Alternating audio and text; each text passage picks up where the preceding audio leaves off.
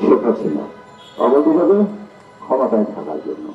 সেটা আপনি বিডিআরের যে করুণ কাহিনী, যে পক্ষই মারা যাক, যাদের দোষ যতটুকু থাকুক না কেন, সীমান্তরক্ষী বিডিআর আমাদের জন্য তখন অবশ্যই গুরুত্বপূর্ণ, আর সেনাবাহিনী তো অবশ্যই গুরুত্বপূর্ণ।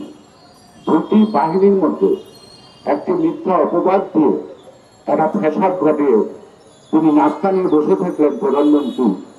যারাই সেনাবাহিনীর 56 জন কর্মকর্তাকে হত্যা করলো তাদেরকে আপ্যায়ন করা যায়।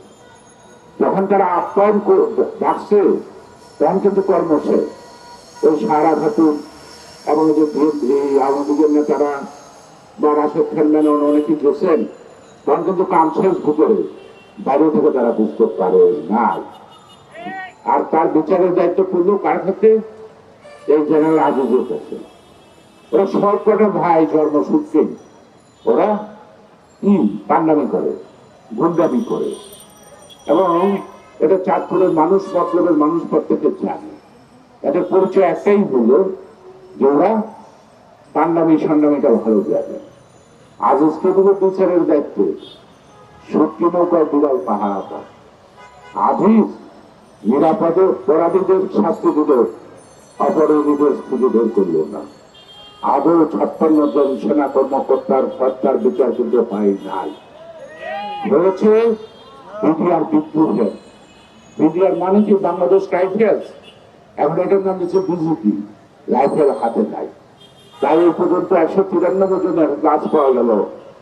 এই যে বিজেপি যারা সীমান্তে থাকে, আমরা জনগণের টাকা দিয়ে অস্ত্র কিনি, সেই অস্ত্র সীমান্ত রক্ষার জন্য রাখি, সেই সীমান্ত রক্ষে তবে তারা মরতে পারবে, কিন্তু পাল্টা তারা গুলি করতে পারবেন না। কিন্তু যখন বিডিআর ছিল তখন কিন্তু পাল্টাপাল্টি হতো। ওরা 10টা গুলি ছুঁড়লে বাংলাদেশের পক্ষ থেকে 100 গুলি তাদের দিকে যেত। তাই তখন একটা সীমান্ত ভারসাম্য ছিল, এবং সীমান্ত কিলিংটা এখন উত্তর উত্তর বৃদ্ধি পাচ্ছে। কারণ কারণ তারা তো বসে থাকতে পারে, একটু প্র্যাকটিস করতে হয়। তাই পাখি শিকারের মতো সীমান্তে আমাদের সীমান্ত রক্ষীদেরকে হত্যা করছে। আজকে জেনারেল আজিজকে কি করবে? বন্দুকের সরকার কি করবে? যা হচ্ছে তার প্রতি আমার কোনো বিশ্বাস নাই।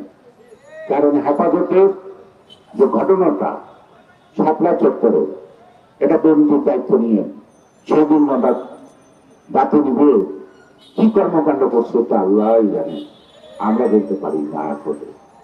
সুতরাং আবার এই যে জেনারেল আজিজকে দিয়ে এই অপকর্মটা করা হয়েছে বিডিআরের বিচারের নামে প্রহসন, এবং সরকার যদি কাউকে দিয়ে অনৈতিক কাজ করায় সে তো ব্ল্যাকমেল করবে সরকারকে।